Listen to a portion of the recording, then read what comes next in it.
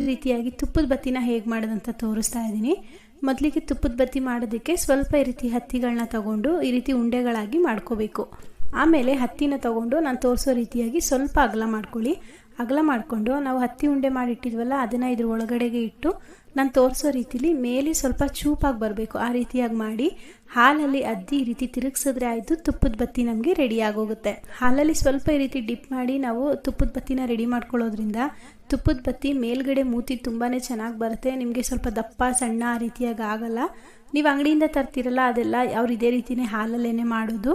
ಹಾಗೆ ನಾವು ಮಾಡುವಂತಹ ತುಪ್ಪದ ಬತ್ತಿ ತುಂಬ ಹೊತ್ತು ಉರಿಬೇಕು. ಹಚ್ಚಿದ ತಕ್ಷಣ ಹತ್ಕೋಬೇಕಂದ್ರೆ ನೋಡಿ ಈ ರೀತಿಯಾಗಿ ಹಾಲಲ್ಲಿ ಮೂತಿನ ಸ್ವಲ್ಪ ಶಾರ್ಪ್ ಮಾಡಿಕೊಂಡು ಕೈಗೆ ಸ್ವಲ್ಪ ಕರ್ಪೂರದ ಪುಡಿನ ಮಾಡಿ ಅದನ್ನು ಸಹ ಈ ರೀತಿಯಾಗಿ ತಿರುಗಿಸ್ಕೋಬೇಕು.